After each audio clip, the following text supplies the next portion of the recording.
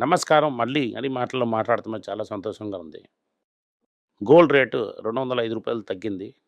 ఇదవుతున్నది మంచి buying opportunity. రూ. 8855 ఎక్కువ గోల్డ్ బేస్ కొనండి. ఇంకా తగ్గుతుంటే కొంటూనే ఉండండి. ఇప్పటికి గోల్డ్ ఏమో మళ్ళీ రివర్స్ అవుతుంది. ఇప్పుడు ఏంటి డెవలప్‌మెంట్ అమెరికాలోని? ఎందుకు ఇలాగా జరుగుతున్నది? ఇది చూసారంటే మీరు మొదట 3 4 పాయింట్స్ చూద్దాం. మొదట అమెరికాలోని రెసెషన్ టెక్నికల్లీ వచ్చేసింది. అది రిసెషన్ కాదు అని దాగుడుమూట ఆడుతున్నారు. అంటే నెగెటివ్ గ్రోత్. ఎందుకు నెగెటివ్ గ్రోత్ అంటే, ఎందుకంటే చైనా నుంచి చాలా ఐటెమ్స్ ఏమో 31 మార్చ్‌కి తెచ్చేసారు.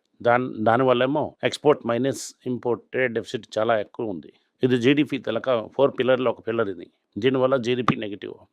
ఇది కేవలం ఇంపోర్ట్స్ పెరగడం వల్ల ఇంక నెక్స్ట్ క్వార్టర్‌లో అది సరి అయిపోతుంది అని మార్కెట్ డిస్మిస్ చేసింది దానికి. మీకేంటి అర్థం అవ్వలేదంటే కన్జ్యూమర్ స్పెండింగ్ కూడా తగ్గింది. 2/3 ఆఫ్ ఒరిజినల్ లెవెల్‌లోనే అయింది. 1.8 అయిపోయింది. ఇంత ఇంపోర్ట్ సర్చ్ ఏమో వచ్చిన తర్వాత ఇంకా మీద వచ్చిన ఇంపోర్ట్స్ అంతే రేట్ పెరుగుతుంది. ఆల్రెడీ ప్రైస్ ఏమో పెరిగే ఉంది. ఇది ట్రంప్ తలక ఫస్ట్ ఆర్డర్ ఎఫెక్ట్ అవుతుంది ఇది. ఇంకా ఫ్యూచర్‌లో ఇది చాలా మోసం అవుతుంది. అదే టైంలో ట్రంప్ ఏం చేశారంటే ఆటో పార్ట్స్‌కేమో ఒక చిన్న బ్రేక్ ఇచ్చారు.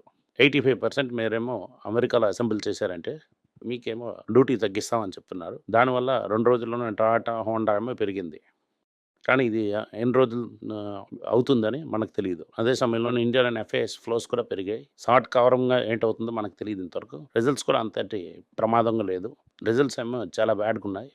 ఇప్పటి వరకు వచ్చిన క్వార్టర్లీ రిజల్ట్స్‌లోని. దీనివల్ల లార్జ్ క్యాప్ ఏమో అంత ర్యాలీ అవ్వడం లేదు. రిజర్వ్ బ్యాంక్ ఏమో డాలర్స్ కొంటున్నారు. మళ్ళీ ఏమో 83, 90కి వెళ్ళిపోయింది.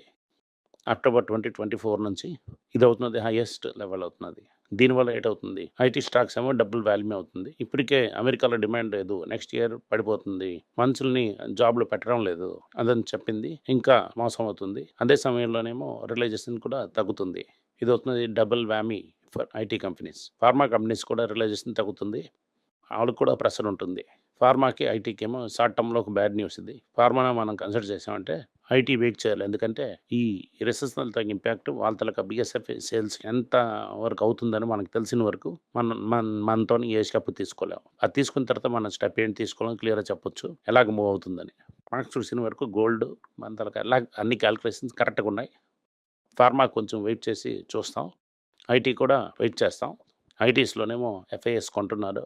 ఎంత అవుతుందని తెలీదు మనకి. ఆర్టిఫిషియల్ ఇంటెలిజెంట్‌లో గ్రాంట్ వర్క్ అని ఒక basic first order coding completely చచ్చిపోతుంది. చాలా ఎంప్లాయీస్ కూడా తగ్గిస్తారు. టీసీఎస్, ఇన్ఫోసిస్, విప్రో ఏం చేస్తారంటే ఎంప్లాయీస్ లేకుండా ఆర్టిఫిషియల్ ఇంటెలిజెన్స్ కోడింగ్ చేయడం స్టార్ట్ చేస్తారు. ఇది అవుతున్న ఒక పెద్ద డెవలప్‌మెంట్. ఇది షార్ట్ టర్మ్‌లో మీకు అర్థం అవ్వకపోయినప్పటికి కూడా ఇది లాంగ్ టర్మ్‌లో మీకు చాలా క్లియర్‌గా అర్థమవుతుంది. నెక్స్ట్ అవుతున్నది వాన్బాక్ థింకర్స్. వాన్బాక్ థింకర్స్ ఏం చేశారంటే కాంపిటీషన్ ఆఫ్ కమిషన్ ఇండియాకెళ్ళి ఒక పిటిషన్ చేశారు. మా తాలూకా ఐడిఎస్ఎఫ్ స్టేక్ ఏమో 10% చేస్తాం అలాగని చెప్పారు. 9.99% వరకు మాకు అవసరం ఉంది అని చెప్పారు. మేము ఏం చేస్తామంటే ఇది మార్కెట్ నుంచి కొనలేదు. మా దగ్గర 51 క్రోర్స్ షేర్స్ ఉన్నాయి. Cumulative convertible shares. అది మేము కన్వర్ట్ చేస్తున్నాం. అది ఈక్విటీ అని చెప్తున్నాం. ఇది సీసీఏ ఏమో అప్రూవల్ ఇచ్చిందంటే అవుతుంది. డెఫినెట్‌లీ సీసీఏ అప్రూవల్ ఇచ్చేస్తుంది. ఐడీఎఫ్‌సి ఏమో ఇది నెక్స్ట్ లెవెల్‌కి తీసుకెళ్తుంది. అది తెలుస్తున్నది క్లియర్‌గా. 4,826 క్రోర్స్ వాన్బాక్ థింకర్స్, 2,624 అబుదాబి ఇన్వెస్ట్‌మెంట్స్ ఇస్తారు. నేను చెప్పింది వాళ్ళు అర్థం చేసుకొని ఒక లెవెల్‌లో గేమ్ ఆడారు. అదే గేమ్, అదే అనాలిసిస్. వాన్బాక్ థింకర్స్ ఏమో కంపెనీ ఆరంభం చేయడానికి హెల్ప్ చేస్తున్నారు. దాని తర్వాత ఏమో మిగతా అందరేమో పెద్ద న్యూస్ పేపర్‌లోని ఇది తర్వాత యెస్ బ్యాంకా అని అవసరం లేని కన్‌ఫ్యూజన్‌ని క్రియేట్ చేస్తున్నారు. కానీ ఇవాళ మార్కెట్ పెరిగింది. ఇవాళ ఇండస్ఇండ్ బ్యాంక్ డెఫినెట్‌లీ మార్కెట్ పెరిగింది. ఇండస్ఇండ్ బ్యాంక్ తాలూకా ఎంప్లాయీస్ సెబీ ఇన్సైడర్ క్లియరింగ్ చేయలేదు. అలాగని సెబీ క్లియర్‌గా చెప్పేసి క్లోజ్ చేసింది. సుమన్ కల్పాలి, అరుణ్ ఖురానా మీద సుమన్ కత్పాలియా ఏ తప్పు చేయలేదు. అందరూ కరెక్ట్‌గా చెప్పి చేశారు అని క్లియర్ చెప్తున్నారు. సుమంత్ ఏమో 134 క్రోర్స్, అరుణ్ ఖురానా 82 క్రోర్స్ అమ్మింది. ఎంప్లాయీ స్టాక్ ఓనర్‌షిప్‌లో ఉన్న వాళ్ళ షేర్స్. ఏంటి క్లెయిమ్ వచ్చిందంటే వాళ్ళకి ఫారెక్స్ విషయం ముందే తెలుసు. దానివల్ల వాళ్ళు ముందుకు తీశారని చెప్తున్నారు. అది లేదు అని అది క్లియర్‌గా చెప్పేశారు. దీంతోని ఆ ఫారెక్స్ లిటిగేషన్‌కి లీగల్ ఏం జరగాలో అదంతా జరుగుతుంది. ఎగ్జిక్యూటివ్ కమిటీ ఏమో బోర్డ్‌ని కంపెనీని నడిపిస్తారు అని ఆర్‌బీఐ క్లియర్‌గా చెప్పేసింది. ఇండస్ఇండ్ బ్యాంక్ ఏమో రాజీవ్ ఆనందనాహుడిని సీఈఓ చేస్తారు అని చెప్తున్నారు. అది ఫ్యూచర్‌లో తెలుస్తుంది. అది ఆర్‌బీఐలోకెళ్ళి అప్రూవల్ తీసుకోవాలి. రాజీవ్ ఆనంద్ అవుతున్నారు యాక్సిస్ బ్యాంక్ తరగతి డిప్యూటీ మేనేజింగ్ డైరెక్టర్. అక్కడ నుంచి అలాగే తీసుకొచ్చి ఇక్కడ పెట్టారు. ఆగస్ట్ 6కేమో అతని తల టెన్యూర్ అవుతుంది. వాళ్ళు తీసుకెళ్ళి పట్టుకెళ్ళి ఇక్కడ పెడతానని చెప్తున్నారు. దాంతోని అక్కడ సీఈఓ అవ్వదు. ఇక్కడ సీఈఓ అవ్వచ్చునికి ఛాన్స్ ఉంది. ఆవిడ ఒక క్వాలిఫైడ్ చార్టర్డ్ అకౌంటెంట్. ఆవిడ రీటైల్ అండ్ ట్రెజరీ బ్యాంక్ చేస్తున్నారు. ఆవిడేమో మ్యాక్స్ లైఫ్‌లోనే ఒక పెద్ద మనిషిగా ఉన్నారు. నాన్ ఎగ్జిక్యూటివ్ చైర్మన్‌గా ఉన్నారు. మ్యూచువల్ ఫండ్స్ కూడా నడిపించారు అతను యాక్సిస్ బ్యాంక్‌లోని. ఇప్పుడు ఏం చెప్తున్నారంటే అతను vehicle finance and micro finance ఉండడం వల్ల వాళ్ళకి రీటైల్ ఎక్స్‌పర్టీస్ అవసరం ఉంది. ఆనంద్‌తోని మాట్లాడుతున్నారు. కానీ ఇది ఆర్‌బీఐ క్లియర్ చేయాలి. ఇది క్లియర్ అయ్యిందంటే ఇమ్మీడియేట్‌లీ మళ్ళీ పెరుగుతుంది. దీనివల్ల నేను చెప్పాను. నేను చెప్పిందంతా ఇప్పుడు అయిపోయింది. కార్ సేల్స్ ఏమో కొంత తగ్గింది. దీంట్లోనేమో హోండా ట్రక్ సేల్స్ ఏమో 23% తగ్గింది. కానీ ఎక్స్‌పోర్ట్స్ ఏమో పెరిగింది. అలాగే royal Enfield for the first time అవుతున్నది. 1,000,000 యూనిట్స్ ఏమో క్రాస్ చేసింది. ఇదంతా చూస్తారంటే ఏంటి ఇంపార్టెంట్ న్యూస్ ఏంటంటే టాటా ఏమో నంబర్ 2 పొజిషన్‌కి వెళ్ళిపోయారు. మళ్ళీ హుండాయ్ ఏమో నంబర్ 3 పొజిషన్‌కి వెళ్ళిపోయింది. ఈ నంబర్ 2 అండ్ నంబర్ 3 మారింది. హుండాయ్ తలక్ సేల్స్ 12% తగ్గింది. టాటా తలక్ సేల్స్ 5% తగ్గింది. ఆర్‌సీ భార్గవ్ చెప్పింది మర్చిపోకండి. వెరీ క్లియర్‌లీ ఏమో టాప్ 12% ఏమో కారు కొనొచ్చు. మీరు కారు వాంగన్ గురించి అని ఒక వీడియో చేశాను. దాని తాలూకు లింక్ కింద ఇమ్మని చెప్తున్నాను. మక్కల్ పేజ్‌లో వేసాను చూడండి. టయోటా కిర్లోస్కర్ సేల్స్ ఏమో 33% పెరిగింది. ఇది high end urban cruiser high రేంజ్‌కి సేల్స్ ఇంక్రీజ్ అయింది. దీంట్లో కరెక్ట్‌గా క్లారిటీగా ఏం తెలుస్తుందంటే హై ఎండ్ బండేమో సూపర్‌గా సేల్స్ అవుతుంది. మేము ఆల్రెడీ టొయోటాని జపాన్‌లో కన్సిడర్ చేసి మనం ఒక సేఫ్ పొజిషన్‌లో ఉన్నాం. ఫెడరల్ బ్యాంక్ ఏమో Q4 రిజల్ట్స్ వచ్చింది. అది 12% పెరిగింది. దీంట్లో మార్జిన్స్ కూడా ప్రెషర్‌లో ఉన్నాయి. నెట్ ఇంట్రెస్ట్ మార్జిన్ ఏమో చాలా ఎక్స్‌పాండ్ అవ్వలేదు. ఇది KBs money taluka first full quarter of being a CEO అవుతున్న ఈ బ్యాంక్‌కి. నెక్స్ట్ అవుతుంది చాలా ఇంపార్టెంట్. ఒక రిలయన్స్ రిటైల్ గురించి ఒక న్యూస్ వచ్చింది. రిలయన్స్ రిటైల్స్ టాప్ బ్రోడ్ ఏం చెప్పారంటే మర్యాదగా అన్ని షాప్స్ బంద్ చెయ్యి. 6 మంత్స్‌లో గాని ప్రాఫిట్ లేదంటే అన్ని క్లోజ్ చెయ్యి అని చెప్తున్నారు. లేకపోతే మంచి ఇంకో ఫార్మాట్ చెయ్యి. ఒక సంవత్సరంకి 1000 షాప్స్ కన్నా 500 షాప్స్ చేస్తే చాలు. క్విక్ స్టోర్స్ చాలా అయ్యండి. క్విక్ కామర్స్ మీద చూపు మన్నించండి. వాల్యుయేషన్స్ అన్నీ తగ్గిపోయాయని చెప్తున్నారు. ఇది అన్‌యాక్సెప్టబుల్. ఇంకో 18 మంత్స్‌లో మన ఐపీఓ ఎళ్ళాలి అని క్లియర్‌గా చెప్పేశారు. ఇదొక పెద్ద ఆర్టికల్‌లో కవర్ చేశారు. నేను సైడ్‌లో ఏస్తాను.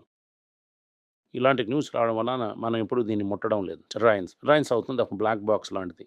నువ్వేం చూస్తావో అది రాదు నీకు. కొన్నిసార్లు వేరేలా కనిపిస్తుంది, వస్తుంది కూడా. మనకి ప్రెషర్ ఎక్కువ అవుతుంది. ఎక్సైజ్ ఇండస్ట్రీ పెద్ద ప్రాఫిట్ పెరిగింది గిల్లి. కానీ స్టాక్ భయంకరం ఎక్కడో ఉంది. దీని గురించి ఇప్పుడు అవసరం లేదు. అది అలాగ వదిలేయండి. కంపల్సరీ నాకు బ్యాటరీయే కావాలి.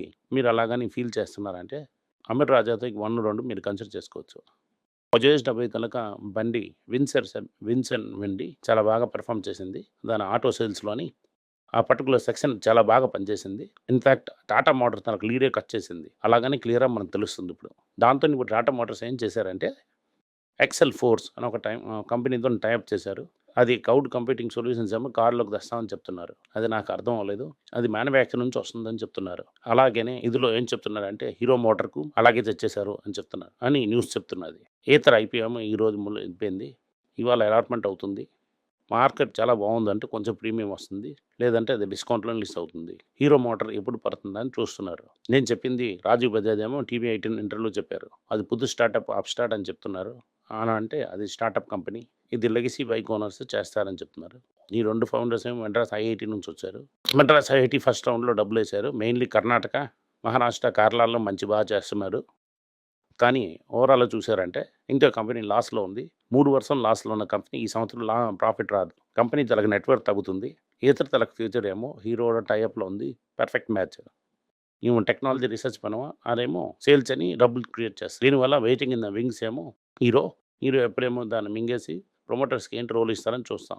అక్కనే క్లియర్‌గా చెప్పేశారు. వలన కొత్త బైక్స్ చేయడం అవ్వదు అని. చెప్పకుండా చెప్పేశారు అతను. టీవీఎస్ అవుతుంది నాకు ఇండియాలో పెద్ద కాంపిటీషన్. రాయల్ ఎన్ఫీల్డ్ అవుతుంది నాకు కాంపిటీషన్. డామినోస్ 400 బండి ఎలాగ చేస్తుంది. కేటీఎం బైక్స్ ఏమో అది ప్రాబ్లమ్ ఉంది. అందరికీ తెలుసది. మే 23లోని ఒక సొల్యూషన్ వచ్చేస్తుందని చెప్పారు. ఇది బజాజ్ ఆటో క్రెడిట్స్ అనే ఒక కంపెనీ కూడా ఎక్స్‌ప్లనేషన్ ఇచ్చారు. నాకు, నా బ్రదర్‌కి ఏ ప్రాబ్లమ్ లేదు. ఆ కంపెనీలో సేల్స్‌లో 10% అందులో బజాజ్ వెహికల్స్ ఫైనాన్స్ చేస్తున్నారు. మేము ఎక్స్‌క్లూజివ్ కావాలని అనుకోవడం వల్ల ఈ కంపెనీ మనం ఆరంభం చేశామని చెప్తున్నారు. అది క్లియర్‌గా చెప్పేశారు. కానీ ఇప్పుడు చూసామంటే అది గుండు సూది. మనం ఇప్పుడు వేడికి చూస్తాం. ఈ వీడియో మీకు నచ్చిందంటే లైక్ చేయండి, షేర్ చేయండి. అందరిని చేయమని చెప్పండి. And thank you. నమస్కారం.